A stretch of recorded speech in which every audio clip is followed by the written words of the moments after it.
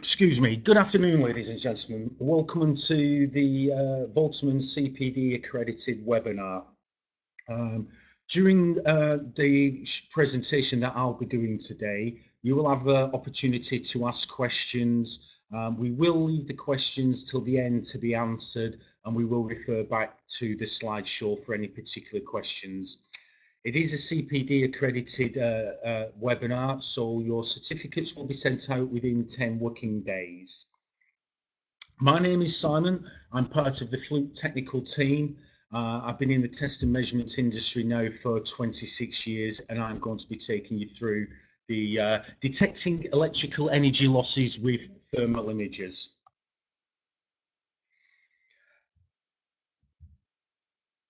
Firstly, what is thermal imaging? Thermal imaging is the measurement of temperature.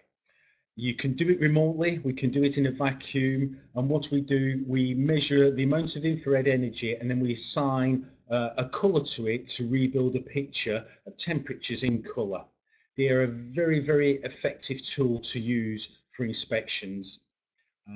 I would certainly say that most of you looking at the thermal image on the right hand side of the screen will be able to identify where the hottest parts of this screen are.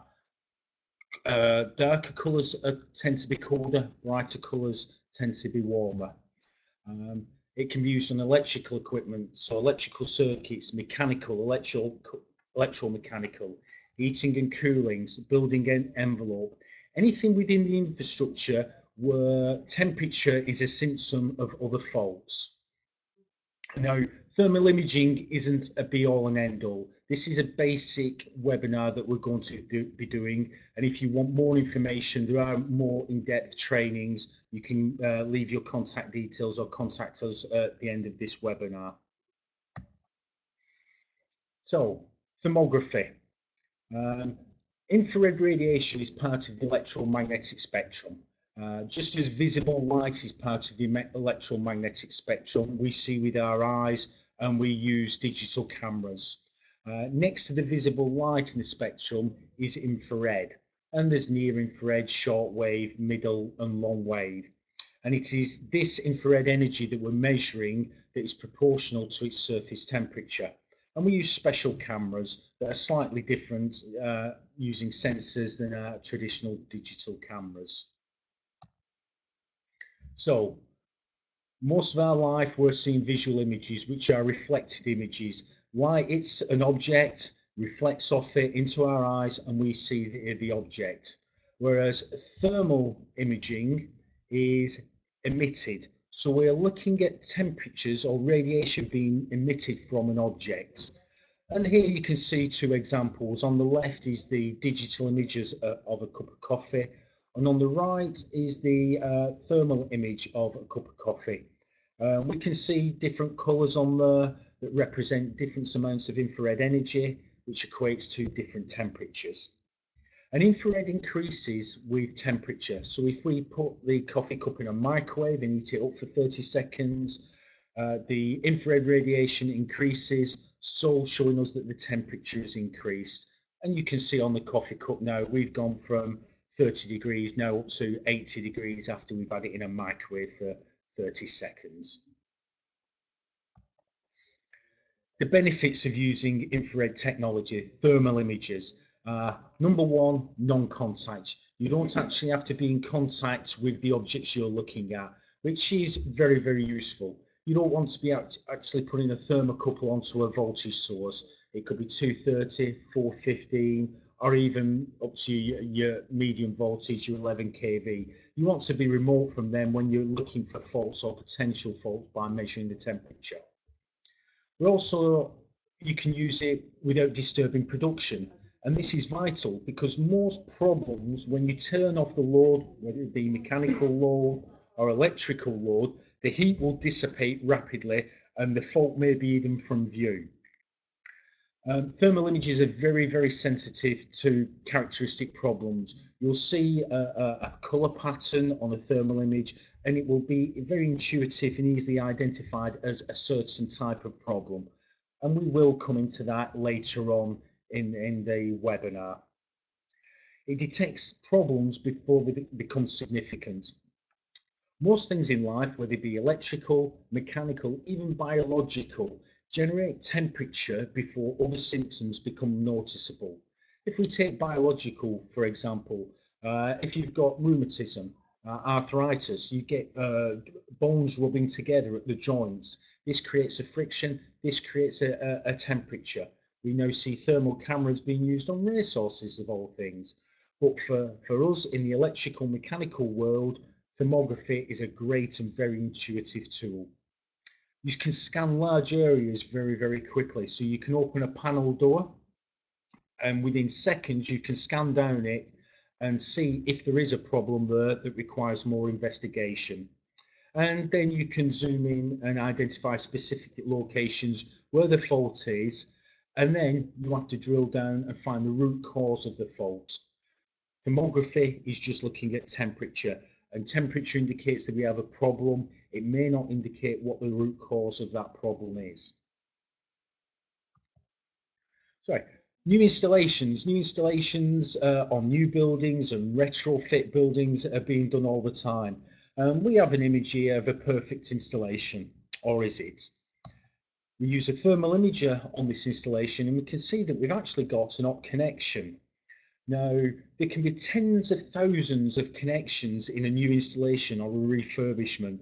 If just 1% of them are bad, that could potentially be hundreds of faulty connections, which ultimately can lead to downtime or lead to fires, or even worse, health and safety gets brought into it. So by looking at what we thought was a perfect installation from the visual, we can now look at it by thermal and see that we've got a connection. And by using radiometric cameras, which all Fluke thermal images are, we can actually take a temperature measurement. So we can see not only is it an hot connection, it's very hot. This one has got a maximum temperature of 212 degrees. And then using Fluke thermal images, we can blend between the thermal image and the visual image. So we can go in and identify exactly which connector is the faulty one. Now bear in mind that this cable is only rated 260 degrees for 5 minutes. So by now at 212 degrees the cable has been damaged. Equally, it could have damaged the connector block as well, which would mean the whole lot being rewired. You've got to bear in mind with some of these high temperatures that they can do long-term damage. And most of the cables and the connectors are rated to a temperature but for a minimum amount of time. Thermography is not only great at showing you when you've got a temperature problem, a fault developing or that has developed, it's very good for showing you after repairs as well. Some studies show that just under 30% of all repairs are still faulty afterwards. Other studies show that after faults have been corrected, other faults have been put onto the system by the user, humans getting involved, creating fault, but then correcting a fault, but then creating another fault afterwards. So here what we can see is before the fault, using the thermal imager, we've got 191 degrees. That's a contact problem. After the fault has been repaired, it is better, but there is still some symptoms there of the excessive heat, which needs to be looked at again at a later date. And once we've done our repairs, or we've analysed that we have got a fault developing, we may need to report that back. And with all your thermal images, you want to have a good report writing software, because we all have customers out there. Your customer may be your boss, it may be an end user, a third-party customer, and part of you doing the job is reporting back to them in a professional manner, showing where the fault is, giving documentation on what you believe the fault is, and corrective action. And again, all Fluke thermal images come with the same report writing and analysis software. So, in electrical and mechanical systems, what causes overheating? Well, components get overheated because of a number of things. It can be unbalance, it can be harmonics, or it can be increased resistance caused by loose connections or oxidized connections, corrosive connections. And when we're looking at electrical systems, temperature is proportional to power. So the more power, the more temperature. And a good rule of thumb is double the power, quadruple the temperature. And this is a very important fact to take into account. When doing most electrical work using thermography, you want a minimum of 40% load on your system, whether it be just a plain electrical or a mechanical system. So for example, if I measure a cable today and measure 10 degrees C and it's got 20 amps flowing through it, tomorrow, if that cable's got 40 amps going through it, which is still within the limit of the cable, this one in particular concern, that temperature could have gone from 10 degrees to 40 degrees. You will see a day later that a cable's gone from 10 to 40, and that may to you indicate that there's a problem. It doesn't, just means that you've doubled the power. So a good rule of thumb, double the power, quadruple the load. What we're going to have a look at now is some thermal signatures, and then later on we'll drill down to the root causes of what causes heat to be generated, because heat is only a symptom of a different fault, a fault identity. So here on screen at the moment we've got a thermal image of a knife breaker, and you can see we've got defined temperature, maximum going up to 110 degrees. And you can see it's very defined to the center and then cools down as it runs along the knife breaker. Typical example of a resistive fault. Again, on the next image, we have a cable going into a connector. The increasing temperature is very defined around that connector. And really, we don't really need to see how what that termination is, because all I'm doing is comparing it to L1, L2, and L3. And I can see L2 has got more temperature, very localized, and it's different than L1 and L3. I can see instantly I've got a fault. And these are the most easily recognizable faults. Things that are loose connections, you can get over tight connections where if you over tighten the connection, you can warp the actual washers so you don't get the full surface area connecting to the connection. Or you can have bad connections that have got corroded over time. And then you just, all it is an increase in resistance. You've got current flowing through an increased resistance. You get a bigger voltage drop, bigger power dissipation, more temperature. When it comes on to our second signature type, where in these cables, you've got the same temperature running down the length of the cable, that tends to indicate a different type of problem. And it can be a number of different types of problem that give you the same type of thermal signature. It could be an unbalance. So we have got different loads, different currents flowing in the different cables, so equating to different temperatures. It could be a simple overload. The cables are rated to 40 amps and you've got 50 amps flowing through them. Or it could be an harmonic problem. And in modern electronics, we create a lot of harmonics with switch mode power supplies, three-phase rectifiers, etc. All modern electronics tend to create harmonics, which need to be taken into account. And it is these signatures and the problems that are derived to these signatures that we're going to investigate further. But as I said earlier, thermal imaging isn't the be-all and end-all. It is just one of many tools you will carry. As mechanical and electrical engineers, you will no doubt have some sort of voltage device, digital multimeter or a two-pole tester. You will have a current clamp or tongue tester, as they're called, to measure how much current is actually flowing.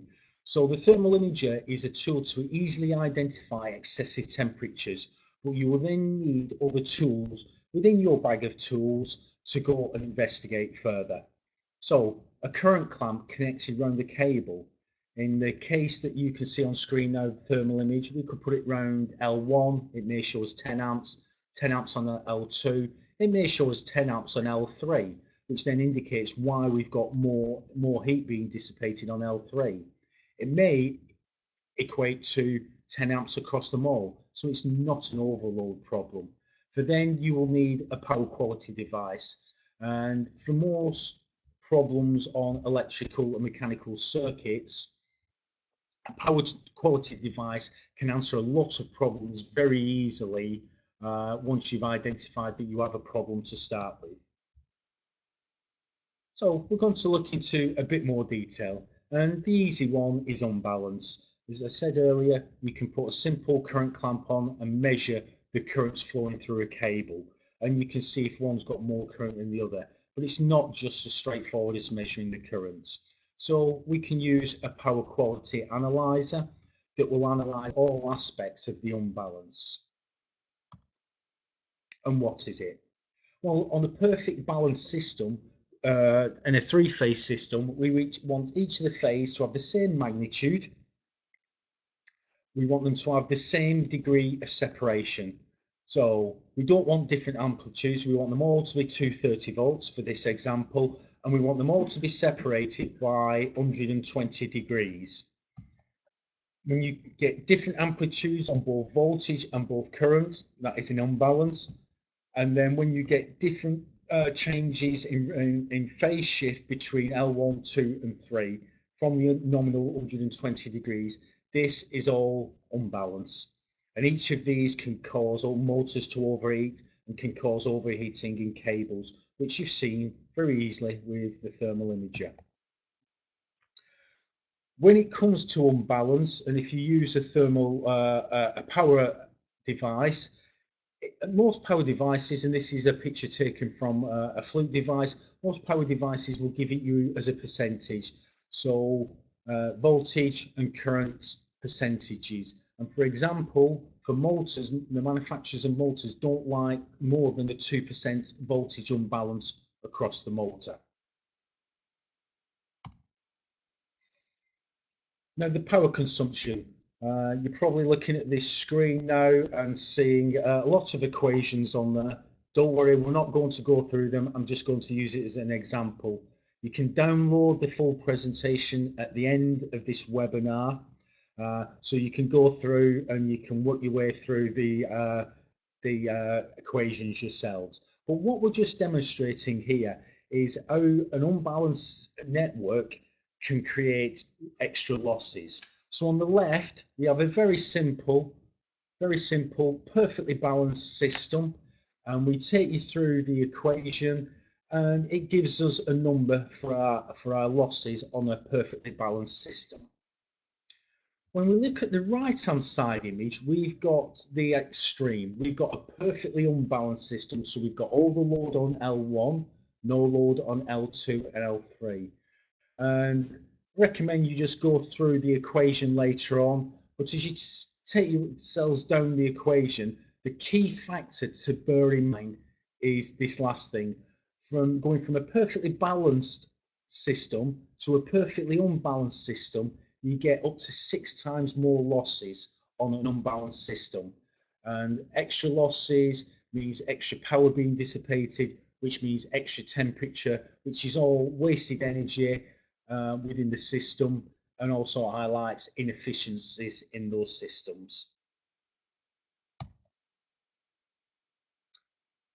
We talk a lot about electromechanical systems, and the reason we do this because more than 60% of all industrial energy goes to feed motors. Motors driving air conditioning, motors driving conveyor belts, all sorts of production items, presses, etc. Motors are everywhere in our industrial society. And the efficiency of motors is not only derived from the mechanical side of it, so shaft alignment, frictions on bearings, etc., but also from the electrical. Remember, a motor is just a series of cables wound internally. All these problems within motors can cause higher vibration within the motor, but also overheating within the motor. And overheating of motors has a negative impact on their lifetime. So when it comes to motors, just a quick thermal image of a motors.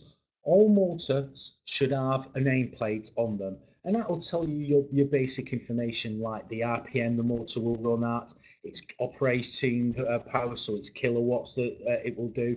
It will also give you a temperature. And that'll be the maximum temperature that the motor should be running at. And always remember, this is a temperature for the internal of the motor.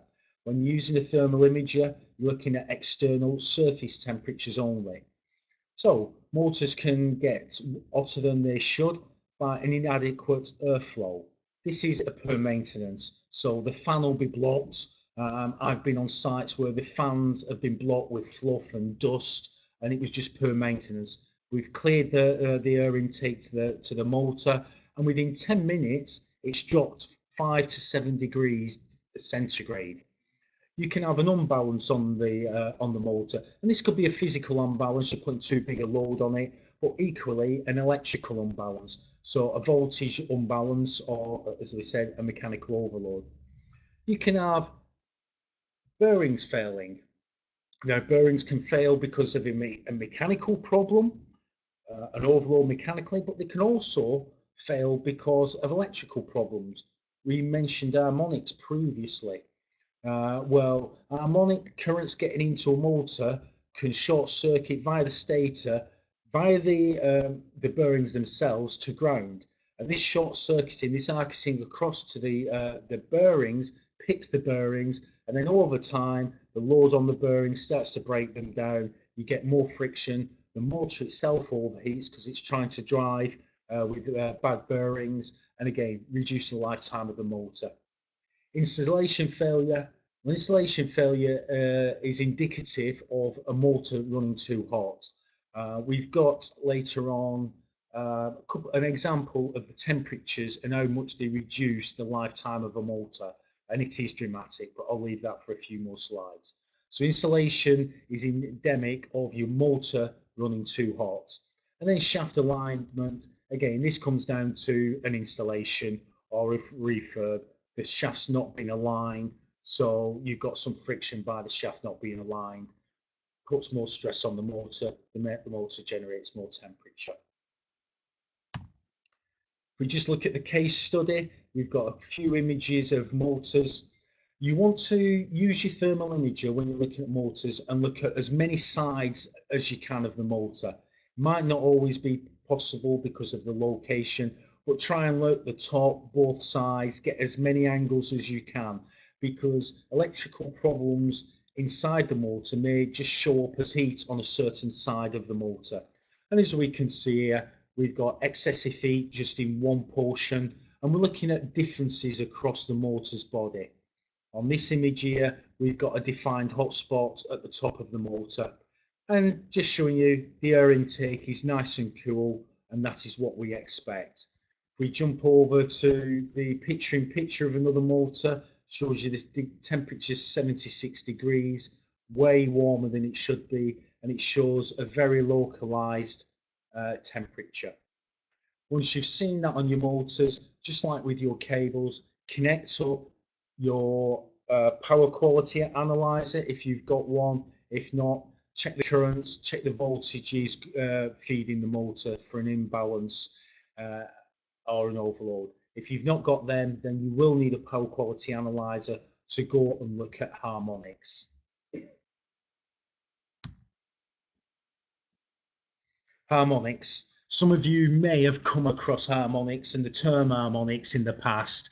It's very, very prevalent now in modern electronics, because although modern electronics like our switch mode power supplies are way more efficient and use less power, they have a downside as well, which they can distort the power that's being drawn. And this can then get back onto the network and cause problems throughout our electrical installation. So we looked at these cables and we could see that the temperature was running down the length of the cable. It wasn't defined, so we ask ourselves a question: could it be overload? No, it's not. Could it be an imbalance? No, it's not. In this case, it's harmonics. And for that, we use a power quality analyzer. And you can see on screen here, we've got a bar graph showing a sequence of harmonics, and on the screen at the moment it goes from first to the 51st, which is the specifications for EM5160 for voltage harmonics and current harmonics as well, not under EM5160. So why do we get harmonics, and what are the problems that they cause? We'll go into them in a bit more detail for you. One of the common things where we're generating harmonics from is by changing lighting systems. Now, as you can see from the thermal image on screen, we've got an incandescent light bulb that's generating 134 degrees. Next to it is a compact fluorescent generating just under 40 degrees. A massive difference in wasted energy. If you was to put an LED bulb alongside, it would be even colder still. So the old incandescent light bulbs are very, very wasteful of energy. So we're all being encouraged to save energy, so we all swap to compact fluorescence and now the modern LED light bulbs, which saves us a lot of energy, but could cause other problems. And one of the main problems is they create harmonics. Going back to the incandescent light bulb that we've got on screen here. So this is a traditional incandescent light bulb, which are now banned for sale in Europe. So we will have probably got rid of most of these from our homes and our offices now. But just looking at this, this is a resistive device.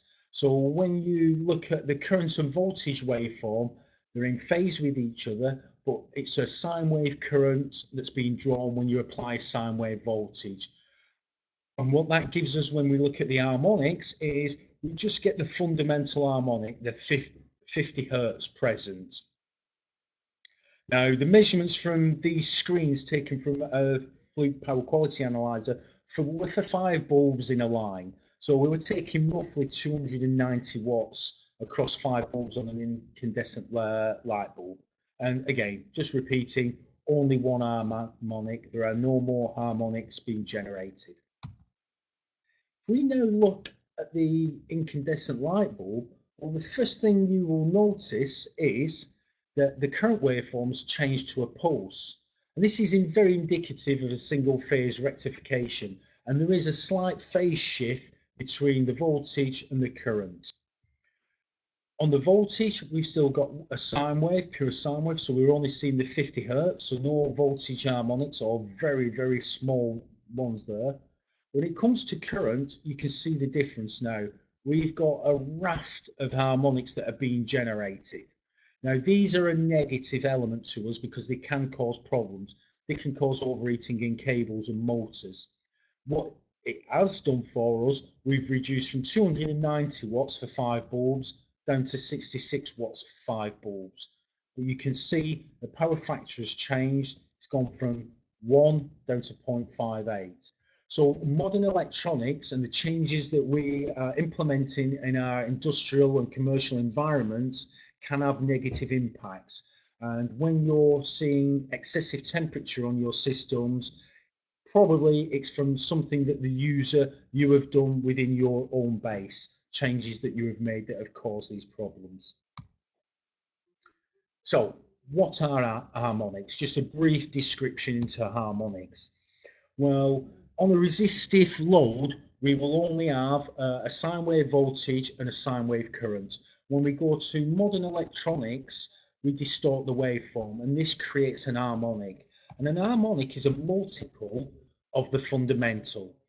So on screen at the moment, we've got our fundamental, which is 50 hertz, and we've now got third harmonic, which is 150 hertz. And in UK and Europe, we work on a 50 hertz system. So the harmonics will always be multiples of your fundamental, which for us is 50 hertz. So if we talked about fifth harmonic, it will be 5 times 50, so its frequency will be 250 hertz. Seventh harmonic, 7 times 50, 350 hertz. And you take that all the way up to the 51st harmonic. So on screen at the moment, we've got our fundamental and our third harmonic. These combine to distort the waveform, and the blue waveform is now the overall picture that is now flowing on our networks. And if you add the seventh harmonic, it distorts even more. So all these harmonics are adding together to distort the waveform. And different harmonics represent different problems from us, as we're now going to go on and see. So what we've got on screen at the moment is a harmonic sequence, and it's just slightly out, which I will correct for the next time. But we've got the first harmonic at 50 hertz, the second at 100, the third at 150, fifth at 250, seventh at 350. And harmonics follow a sequence. They go plus, negative, zero, plus, negative, zero, all the way up. Now, when you have a positive, you'll always get heating of conductors because you've got current flow through the conductors, so you've got power being dissipated as temperature. So they will create heating of conductors in circuit breakers. But on rotating machinery, on a motor, the positives give a forward rotation. We're going to ignore the even harmonics, only tend to come into effect when we've got DC within our system. If we look at the fifth harmonic and slightly out, that has got a negative rotation. Now what that does, we still have the same heating for circuit breakers and conductors, but it has a negative rotation on the motor. So it's trying to turn the motor backwards, where you want the motor to turn forwards. Simple example, you might have 10 amps of fundamental, 50 hertz, driving the motor forward. And if you've got 1 amp of fifth harmonic, that means there's 1 amp driving the motor backwards. So fundamentally, the motor's only seeing 9 amps. So you tweak it up, and it puts more stress on the motor, generates more heat, shortens the lifetime of the motor. The zero sequence in harmonics, all based on harmonics called the triplings, and these are all based on the third harmonic, so third, 6, 9, 12, 15, etc. They have no effect either forward or reverse on motors, but they do cause heating, again, through conductors and circuit breakers as currents being drawn. But one thing they do, which is unique to these, they cause current to flow in the neutral in 3-star systems, so Y systems, where you've got a neutral. And we'll explain why this happens later. So if you ever see heat being developed in your neutrals, chances are you've got third harmonic or triplings present. So, harmonics, excuse me. How do they make the cables appear warmer? Right, the first thing we've got is skin effect. At 50 hertz, excuse me, I'm just going to take a mouthful of water. Skin effect. What happens, all our networks are designed primarily to work at 50 hertz. They're not designed to work with high frequencies. And when you've got 50 hertz flowing in a cable, it flows down the entire cross-sectional area of a cable. As we go up in frequency, and I'll just repeat this animation, the actual higher frequencies flow at the outsides of the cable. They don't flow through the entire cross-sectional area of the copper. So they're flowing through less surface area, the same currents flowing through less surface area of copper, so it's developing more temperature. Also, when it comes to harmonics, the nth order generates heating n squared higher than the same current at the fundamental. Quite a mouthful. Let me explain. If you've got 1 amp of harmonics in the fifth, so we've got 1 amp of fifth harmonic, that's the fifth squared times the 1. So 5 squared equals 25 times 1. So what that equates to is in the fundamental, it gives us equivalent of 25 amps flowing in heating effect in the fundamental, just by having 1 amp flowing in the fifth harmonic. And as you go up, the higher the harmonic order, you can see how the heating effect really does play a big part of it. So just going back, 50 hertz flows through the entire area. Higher frequencies flow through the edge of the actual copper. So there's less copper for them to flow through, which generates excessive temperatures. And it's easily to equate 1 amp of the fifth will be the same heating effect of 25 amps in the first. Pen line is overheating, so your neutrals are overheating.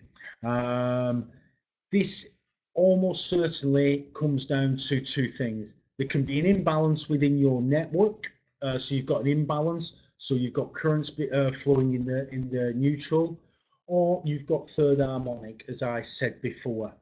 Now, one of the issues being, if you look at the cross-sectional area of this 3-phase cable, What you never want nowadays in modern electronics and electrical systems, you never want the neutral bit to be half the size of the lives. In theory, you can have twice as much power in your neutral via harmonics as you can in your live cores. So always make sure that your neutral's at least the same as your live cores. And again, we're showing a thermal imaging, and it's showing both neutrals running warm compared with the phase.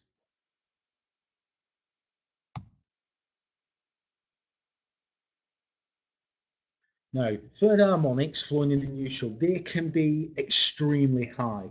If we look at this picture on screen at the moment, we've got roughly 171 amps in L1, 2 and 3 phases, but we've got 445 amps flowing in our neutral. Not far off 3 times as much flowing in our neutral as we have in our live. And if we had a neutral that was half the cross-sectional area of our lives, we would be in serious problems. And this is common. This is common in computer centres. This is common in offices where we have a lot of laptops, fax machines, not so much fax machines these days, but photocopiers, printers, that they all run off single-phase rectifiers, which distort the waveform, as you can see on screen. So you get the typical pulsed current draw from a single phase rectifier.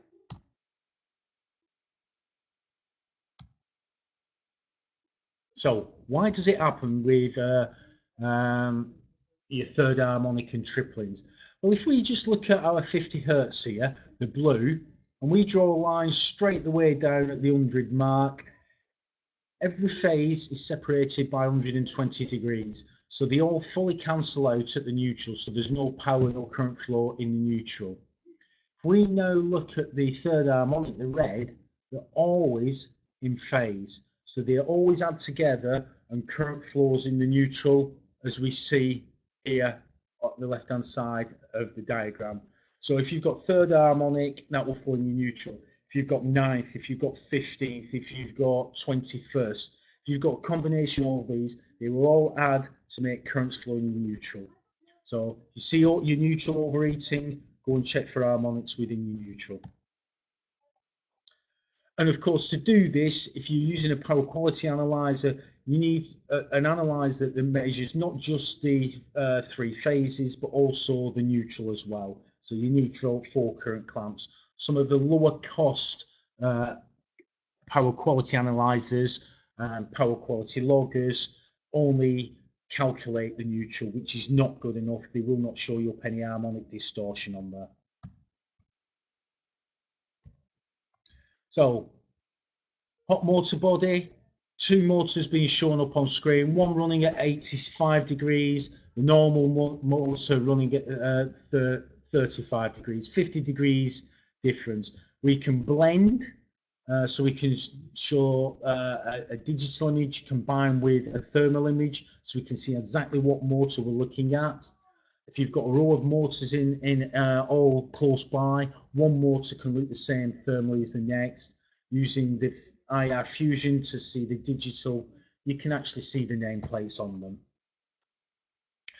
And temperature, another way of looking at motors to see how they're performing. If you're looking at the overheating, try using a simple vibration tool to see where that problem's coming from. Is it your bearing that's causing the problem, causing heat, causing it to stress the electrics of the motor and overheat the motor?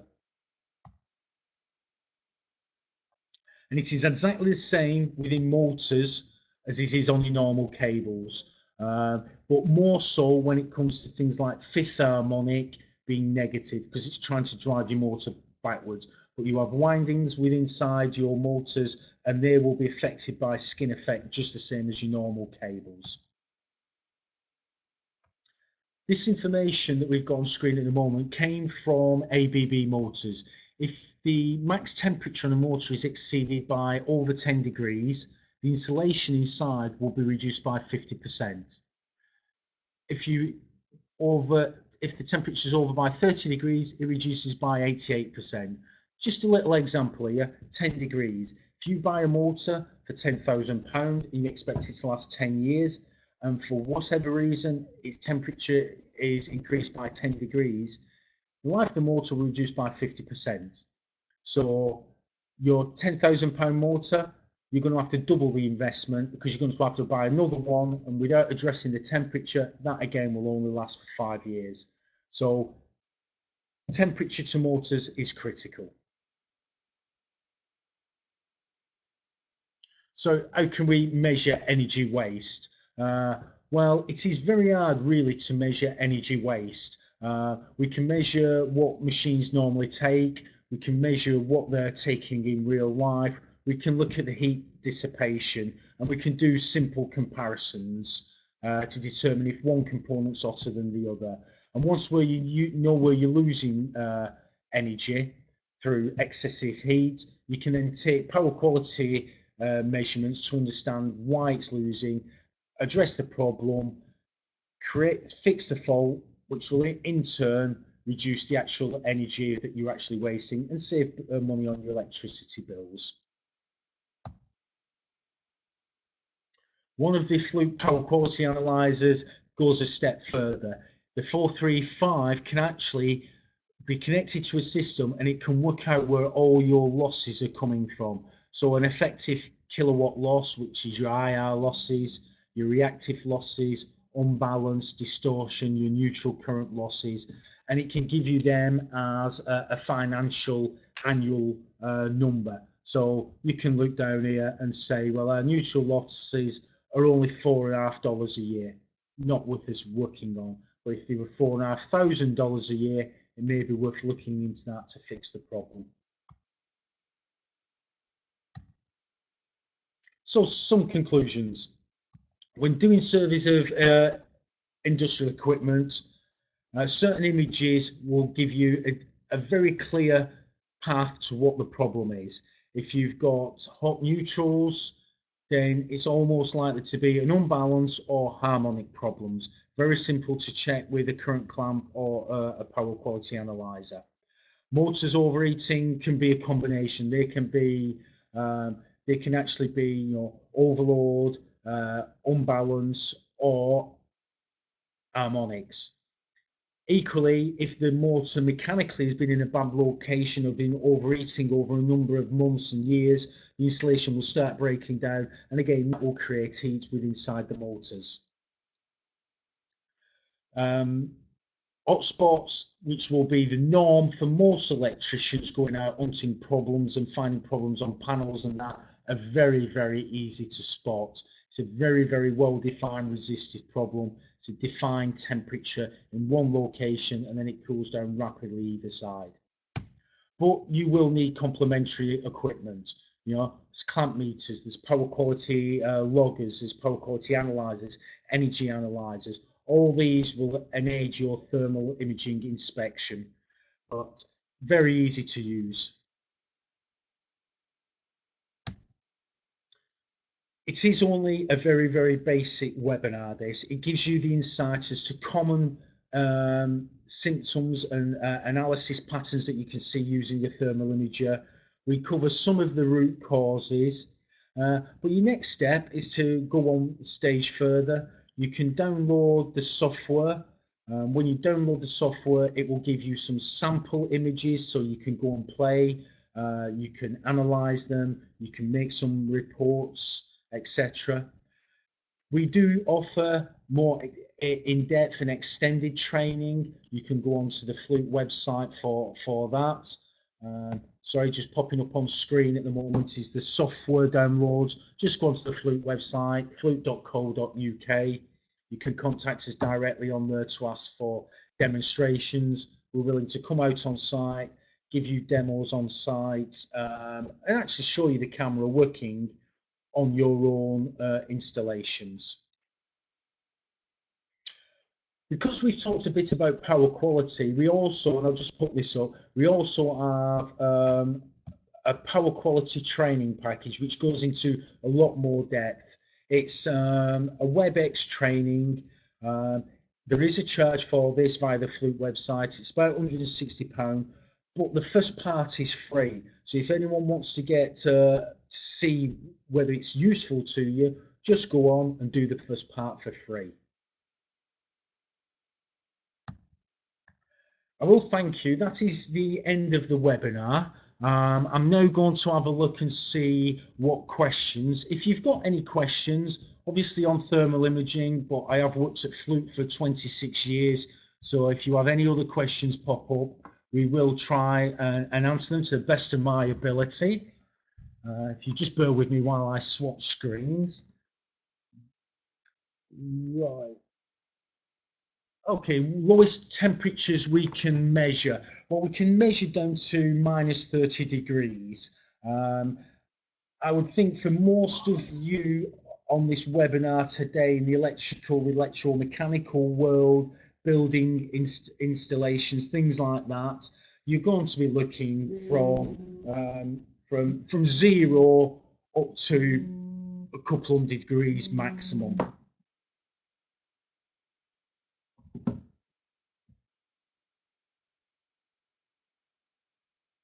Right, price ranges, okay. Price ranges go from just under £1,000 and they go up all the way to £15,000.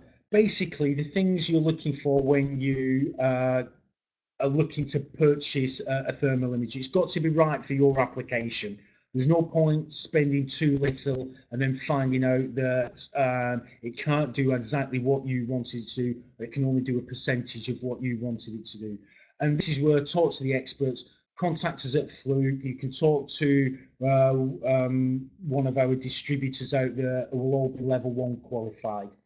I would suggest that for most electrical applications, you're probably going to be spending close to the £2,000 mark. But having said that, if it's just very, very basic, just looking at panels, fuse boards and that, you can do it with under £1,000. All Fluke cameras come with, obviously it's a thermal imager, but we'll have a digital imager built in. They all use the same software for documenting, no matter whether you buy a £1,000 imager or a £15,000 images, it's all the same. The software is license free, lifetime upgradable. You can download it now. Somebody's asked, yes, yeah, you can download the webinar. It's been converted to a PDF. And if you ever want to contact us, my name's Simon, so you can go via the Fluke website, get a phone number, call us. We've got another question coming in. What does fully radiometric mean? Right, this is one thing to be careful of when you're going for a low cost. You can get a thermal imager down at £500. And it'll do a certain job for you, and in a lot of cases it'll do a good job for you depending on the application. But they capture the image as a JPEG, no different than your digital camera. And what you cannot do with that, you cannot then go and do some analysis. So for example, if I just scroll back a few screens, if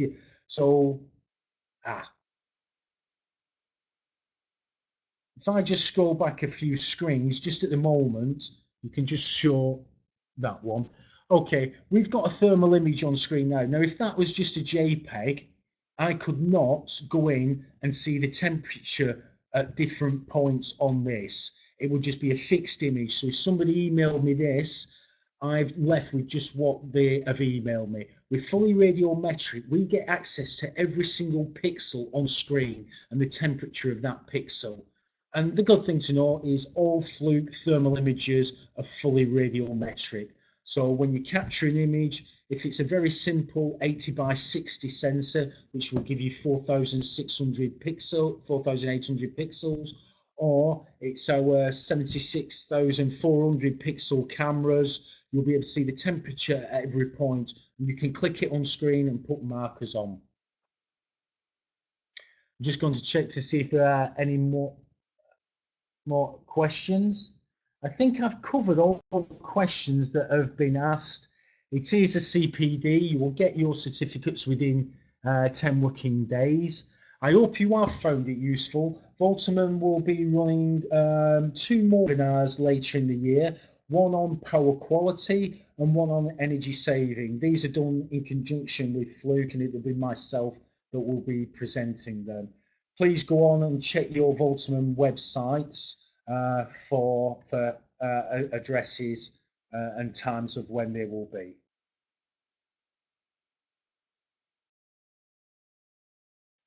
Just like to say thank you for your time, ladies and gentlemen. Hopefully we'll see you on the next webinars.